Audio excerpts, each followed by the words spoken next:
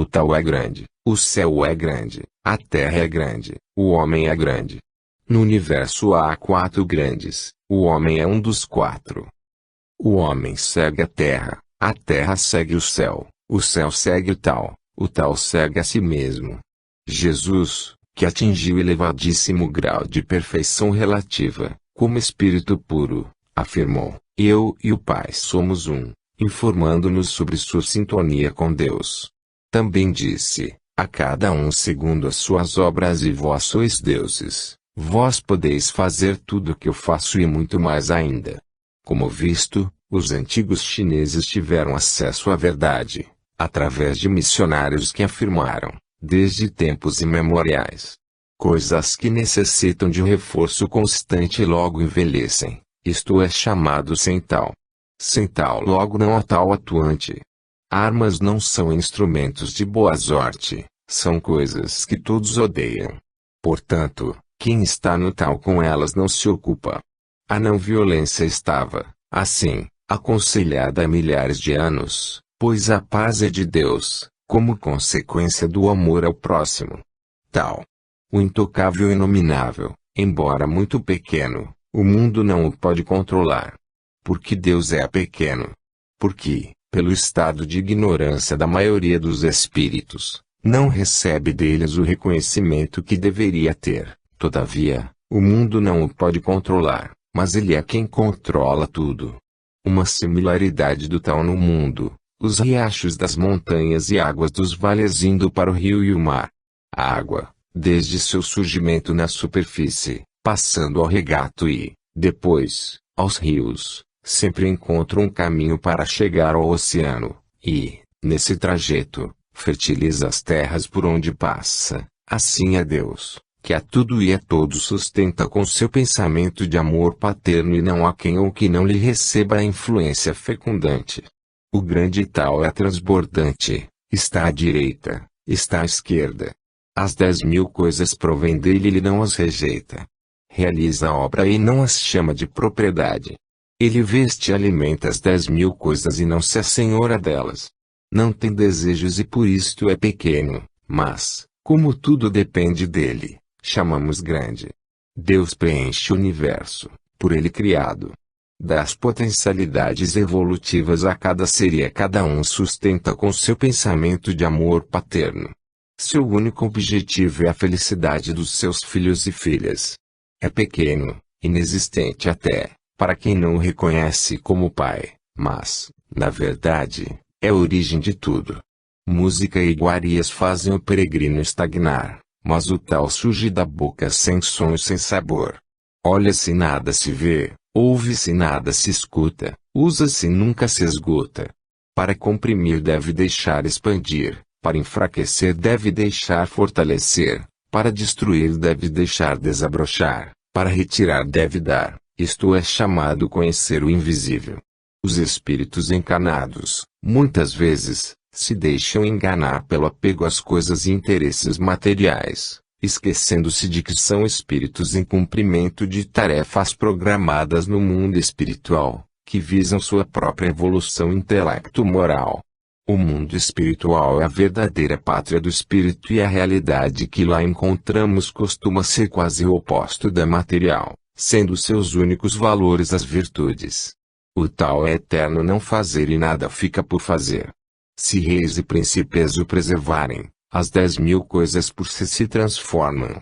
A força do espírito está no pensamento e, assim, os espíritos superiores, mesmo quando encarnados, atuam muito mais através das suas vibrações mentais do que na azáfama diária, no corre-corre atrás das realizações materiais. Mais importante que mudar a realidade exterior é mudar o interior das pessoas, para tanto primeiro mudando a própria. Portanto, perdendo-se o tal, eis a virtude; perdendo-se a virtude, eis o amor humano; perdendo-se o amor humano, eis a justiça; perdendo-se a justiça, eis a moralidade. A moralidade reduz a fé e a fidelidade, sendo a origem de toda a desordem. O saber prematuro é mera aparência do tal e o começo de toda a loucura. Por isto, o homem maduro atém-se ao real e não à aparência, atém-se ao palpável e não ao impalpável, Afasto ali e agarro aqui. Aqui também se aplica a lição de Jesus: procurai, em primeiro lugar, o reino de Deus e sua justiça, e tudo mais vos será dado por acréscimo. As realizações sem Deus são como construir a casa sobre a areia. O retorno é o movimento do tal, suavidade é a operação do tal. Sob os céus 10.000 coisas nascem do ser e o ser nasce do não ser. Quando uma pessoa superior escuta o tal, ela pratica zelosamente. Quando uma pessoa mediana escuta o tal, ela o segue alguns momentos e em outros não segue. Quando uma pessoa inferior escuta o tal, ela ri às gargalhadas. Se não rir alto, então não é o tal. Por isto existem as sentenças: o tal claro parece escuro. O tal progressivo parece retrógrado. O tal plano parece escabroso. A virtude suprema parece um vale. A virtude firme parece vazia. A virtude sólida parece vacilante. O grande quadrado não tem cantos. O grande talento não termina cedo.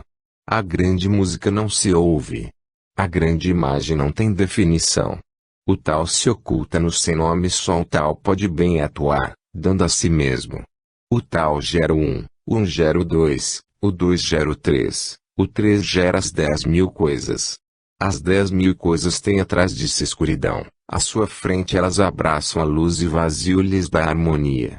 Deus é o Criador, outorgando às suas criaturas o poder de atuar no universo.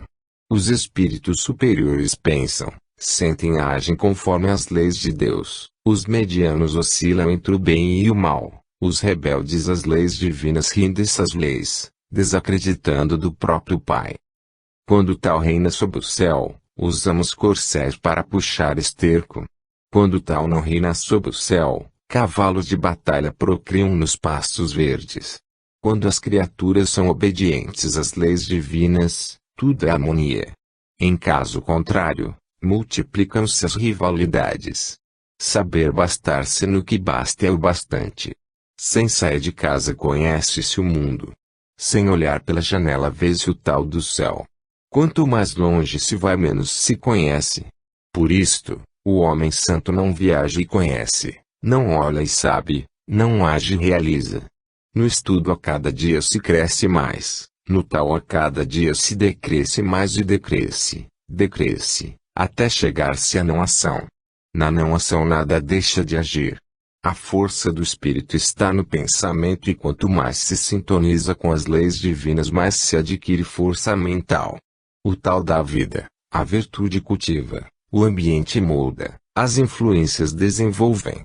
Por isto as 10.000 coisas honram o tal e dignificam a virtude. O tal é honrado e a virtude dignificada. Isto não se ordena, mas vem espontaneamente. A evolução intelecto-moral de cada espírito se processa naturalmente, cada um a seu tempo. Deus concede a vida, devemos aprender, cultivar e ensinar as virtudes. O meio onde vivemos propicia o aprendizado, as boas influências auxiliam.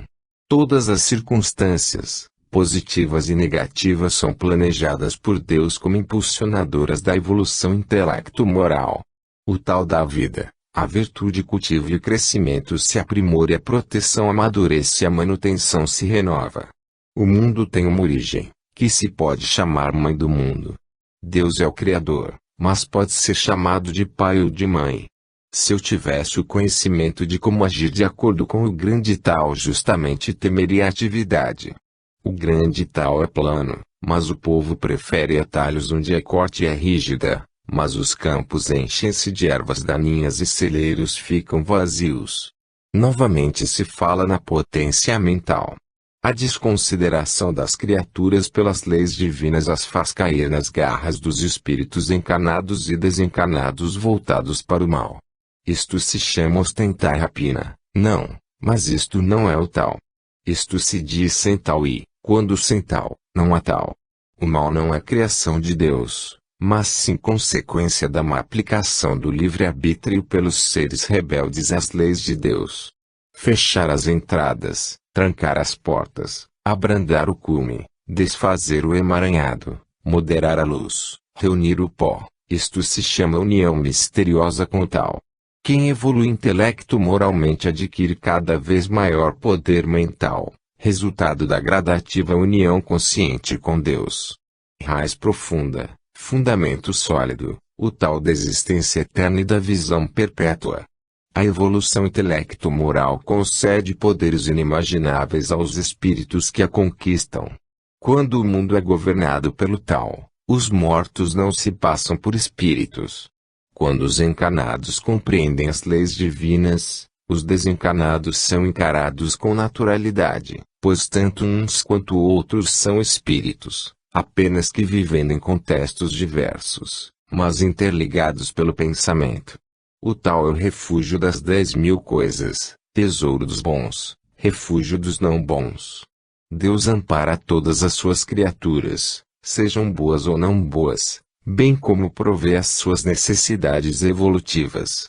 Mas empunhar o cetro de jade e desfilar em um cortejo festivo não se iguala a sentar e adentrar no tal. E qual a razão dos antigos apreciarem o tal? Não é porque se diz, quem pede o recebe, quem errou evita a perversão. Por isto tal é o bem mais precioso do mundo, agir o não agir, ocupar o não ocupar, saborear o não saborear, engrandecer o pequeno, retribuir rancor em virtude, planejar o difícil quando ainda é fácil, fazer o grande do que é pequeno. Conhecer as leis divinas e praticá-las é a mais importante realização da vida humana e esse estilo de vida proporciona a todos os poderes e benefícios úteis à evolução dos espíritos. Na antiguidade os que bem atuavam no tal não buscavam a iluminação do povo, mas sim a sua simplicidade. A instrução simplesmente enriquece o cérebro de informações, mas as virtudes proporcionam a evolução moral, que mais vale que a primeira. Assim Emmanuel falou, aquele que ama está à frente do que simplesmente sabe. Sob o céu todos dizem que meu tal é grande e, por isto, é normal.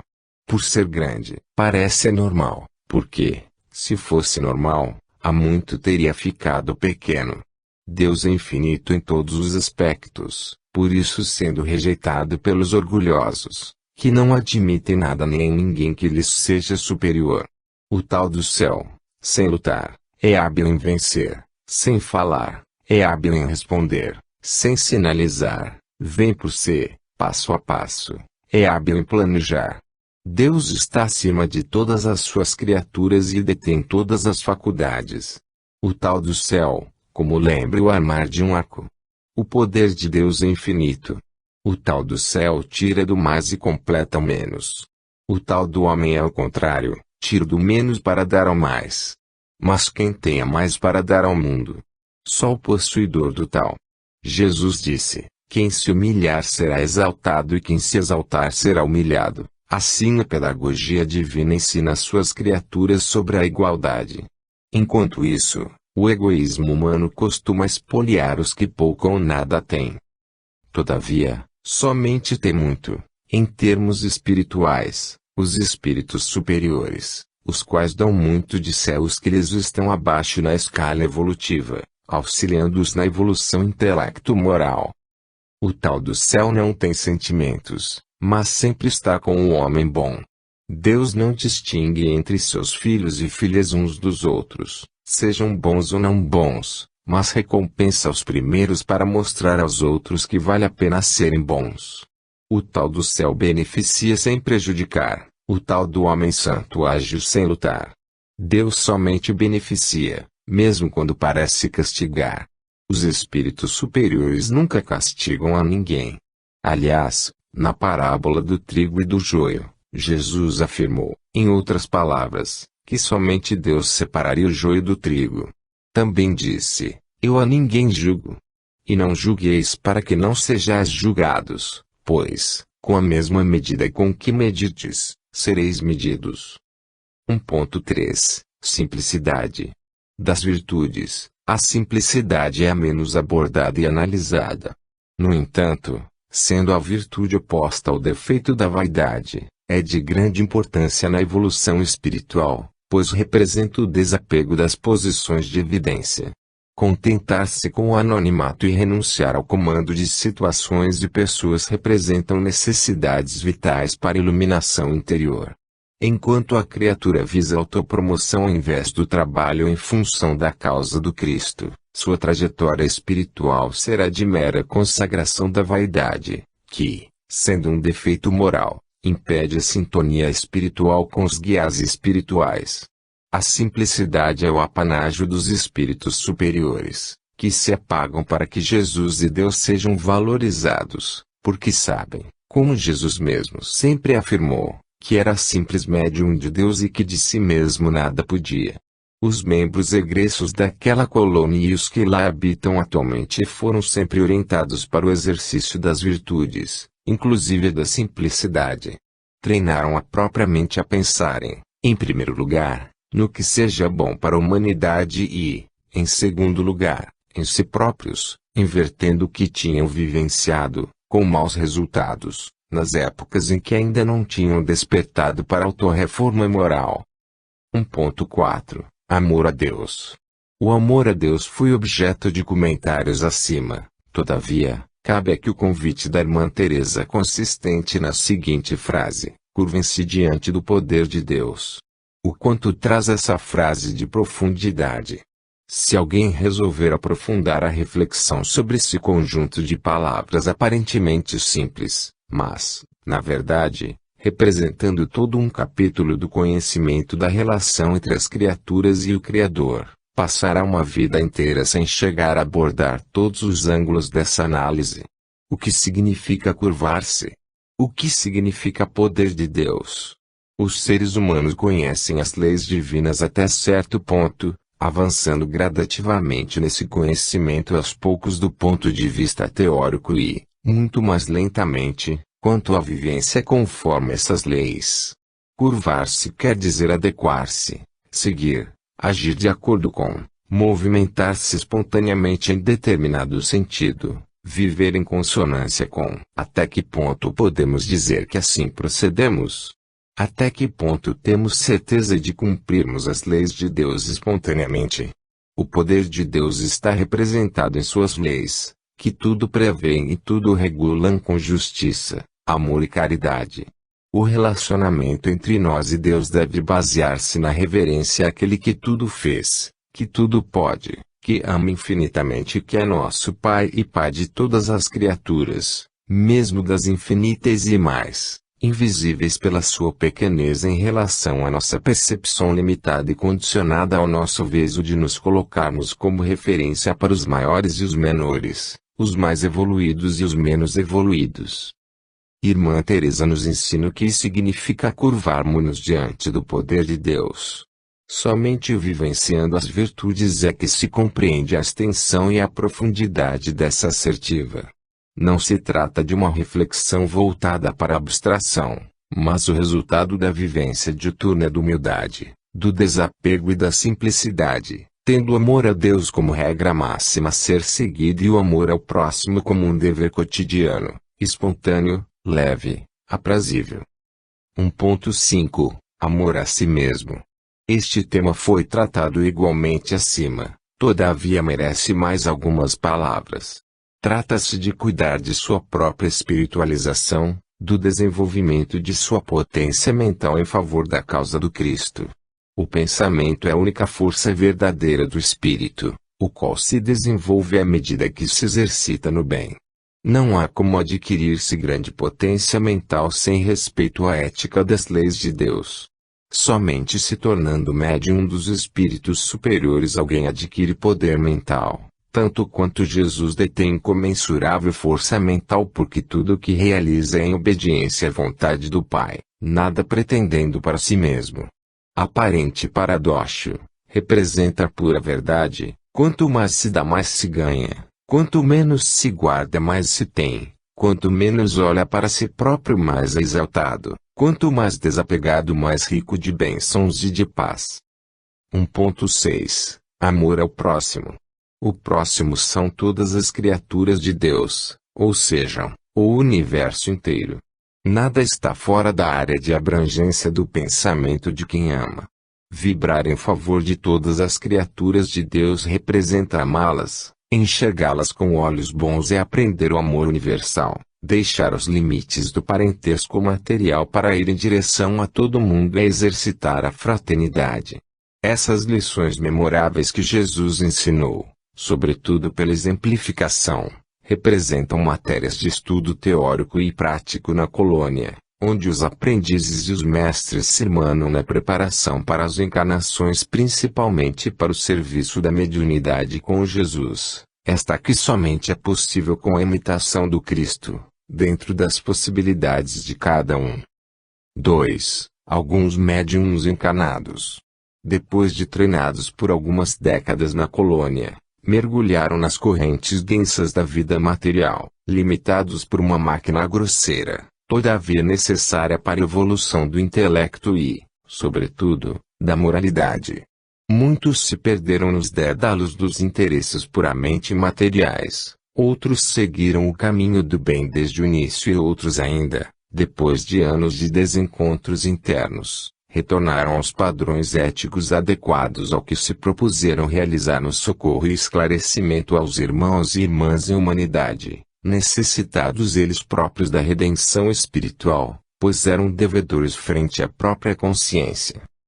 A maioria dos espíritos ligados à Terra desconhece a própria essência espiritual, transitando nas faixas do primitivismo ético, presa dos defeitos morais e vivendo tanto como encarnados quanto no mundo espiritual como verdadeiras crianças inconsequentes, joguetes das oscilações morais prejudiciais a si mesmas e ao próximo. Compete aos mais evoluídos e aos médiuns, estes últimos como intermediários entre os dois mundos, mostrar a realidade espiritual àqueles que nela não acreditam, despertando os cegos da alma para uma vida mais espiritualizada e os surdos do amor para a fraternidade. Sem os médiuns dedicados e fraternos, a humanidade estaria condenada à horizontalidade do mundo terreno, onde a ciência apenas reconhece a matéria, a filosofia raciocina sobre as coisas terrenas, a arte reproduz a vida horizontal e a religião, através da fé cega, contribui para a própria descrença em Deus. Louvável o esforço dos médiuns em prol da evolução da Terra, apesar dos materialistas não lhes darem valor e os terem como alucinados e fantasistas. 2.1 De incorporação. Neste tópico iremos retratar um pouco da biografia de um dos membros da equipe, atualmente encarnado. Depois de iniciar sua trajetória no mundo terreno junto com muitos membros da equipe, que compuseram, durante há muitos anos, o centro espírita a que nos referimos, acabou, a partir de certa época, seguindo outros caminhos. O centro estava vivendo um período de entre-safra, ou seja, os membros mais dedicados tinham passado ao mundo espiritual, outros desistiram até de ser espíritas e outros tantos abandonaram a mediunidade, traindo seus compromissos com a caridade aos espíritos sofredores. Mas, um dia encontrou sua segunda estrada de Damasco, sendo convocado para retornar às atividades mediúnicas no grupo a fim de voltar ao contato mais proveitoso com os membros desencarnados daquela equipe unida pelo amor há mais de um século, desde sua estada na colônia espiritual, a qual não foi sua felicidade ao retornar à casa espírita onde tinha iniciado suas atividades mediúnicas de incorporação há muitos anos atrás.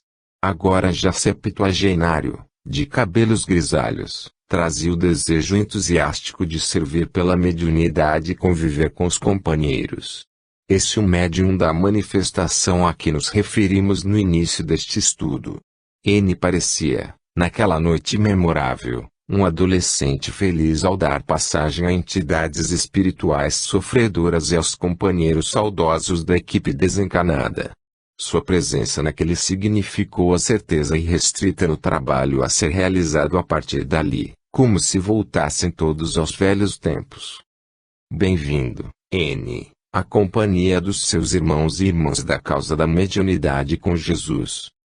2.2 De psicografia. Aquele adolescente a quem a irmã Teresa, incorporada na sua médium mais fiel, afirmou que estava sendo preparado para escrever e que escreveria muito, depois de mais de 3 décadas de atividades profissionais do mundo, retornou, qual novo Zaqueu, agora para dedicar-se à tarefa mediúnica na psicografia, no início com os olhos e o coração cheios de lágrimas de arrependimento pelo distanciamento que voltara às coisas de Deus, e, gradativamente, passando a sentir-se feliz e sem sofrimentos morais, integrou-se no ideal que se propusera cumprir quando ainda aluno da querida colônia. Alguém afirmou, com razão, que ele tinha descido de cima do muro. Integrado no grupo mediúnico e servindo de intérprete, pela psicografia, para os amigos que ficaram no mundo espiritual, afinava cada vez mais intuição com aqueles corações e mentes voltados para a causa do Cristo, e o número de livros se multiplicava, disseminando mensagens de esclarecimento e consolo. Sua felicidade crescia na proporção em que se fazia realmente humildade, desapegado e simples, compreendendo o significado do amor a Deus e ao próximo.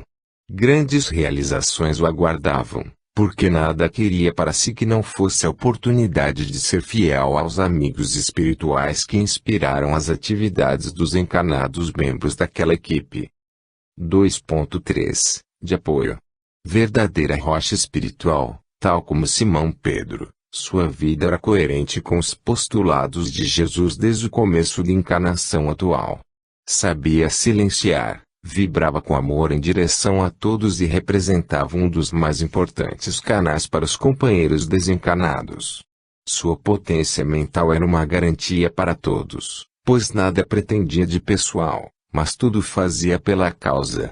O Cefas-Pedra, daquele grupo, na certa, terá de permanecer encarnado durante muito tempo ainda, até que outro, da mesma têmpera, venha substituí-lo, sem risco para a continuidade do trabalho mediúnico, cuja matriz e cujo comando estão no mundo espiritual.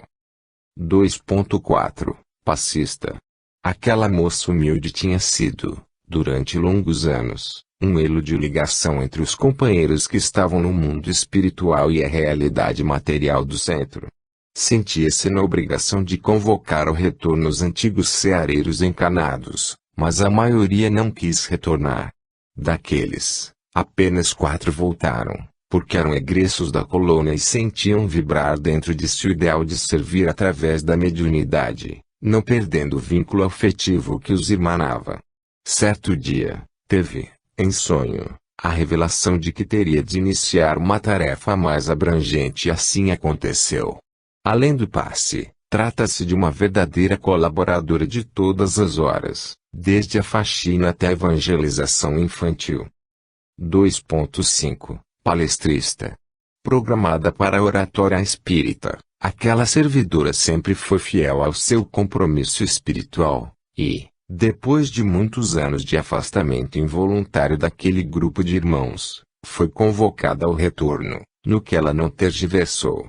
Era mais uma dos membros da equipe irmanada pelo amor desde longa data. 2.6 Doutrinador. Verdadeiro Saulo da atualidade, veio adquirir as virtudes da humildade, do desapego e da simplicidade, virando as costas para as vaidades do mundo a fim de servir a Jesus. Sua tarefa na doutrinação se mostrava repassada de verdadeiro amor aos sofredores, a todos dedicando palavras de reconforto e esperança. Era mais um membro da equipe egressa da colônia de muitas saudades e aprendizado. 3. A orientadora espiritual. Irmã Teresa comandava a equipe pela autoridade que o amor a Deus e às criaturas confere, confirmando o que Chico Xavier afirmou: não reconhecemos autoridade em quem não ama. Sua aura poderosa a todos envolvia em eflúvios de afeição e solidariedade, como verdadeira mãe espiritual de quantos carecessem de socorro e esclarecimento. Benditas sejam sua fé em Deus e seu espírito de caridade. 4. Trabalhadores desencarnados.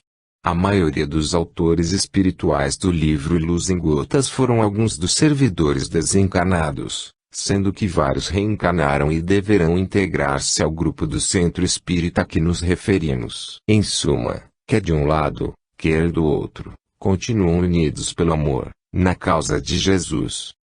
5. Atividades. A mediunidade é uma especialidade daquela colônia, com 2 frentes de trabalho, O socorro aos encarnados e desencarnados em estado de sofrimento e seu esclarecimento, visando sua evolução intelecto-moral. Muitos espíritas e, inclusive, vários espíritos que encarnaram com tarefa explícita na mediunidade, tão logo se defrontam com a opção de renunciar a uma série de interesses materiais ou com a necessidade de assumir publicamente sua condição de médiuns, desistem do trabalho e preferem assumir a condição de espíritas não praticantes ou, no máximo, frequentarem palestras e se beneficiarem do passe da fluidoterapia. A responsabilidade desses espíritas é grave, pois, tendo encarnado com tarefas programadas, se omitiram terão de reencarnar, provavelmente em condições mais difíceis, para cumprirem seus compromissos com as áreas de socorro e esclarecimento através da mediunidade. Muito mais importante que o trabalho profissional, que geralmente representa um meio de sobrevivência material, os compromissos espirituais se traduzem em deveres sérios, cujo descumprimento acarreta o agravamento dos débitos já registrados na contabilidade da própria consciência. O número de médiuns falidos, infelizmente, é significativamente maior que o dos que cumprem suas promessas feitas antes da encarnação. Muitos se intimidam com as possíveis represálias e críticas do meio onde vivem, outros não conseguem adquirir as virtudes necessárias ao seu exercício. Outros se acomodam com um estilo de vida sem maiores responsabilidades morais e cada um que fale procura uma justificativa que sua consciência não aprovará. Séria a responsabilidade dos médiuns, que, por uma questão de planejamento dos espíritos superiores, nascem em condições favoráveis ou adversas, mas tudo visando a sua melhor preparação e continuidade na tarefa. Conscientizem-se, médiuns, de que não se trata essa tarefa de mero apêndice na vida de cada um, mas uma prioridade cujo cumprimento ou não produzirá a vitória ou a derrota espiritual. Despertem, médiuns que dormem. 5.1 Socorro. O socorro é o primeiro passo para os que se perderam nos descaminhos dos equívocos morais, porém, de nada adianta o alívio das dores morais se os interessados não adotarem a autorreforma moral. Muitos que são socorridos não investirão na autorreforma moral, contentando-se simplesmente em se livrarem dos incômodos que os acometem. Infelizmente, esses ainda não despertaram para a necessidade da autorreforma moral e somente o futuro e o amadurecimento lhes mostrará os benefícios da ética do Cristo. 5.2 Esclarecimento.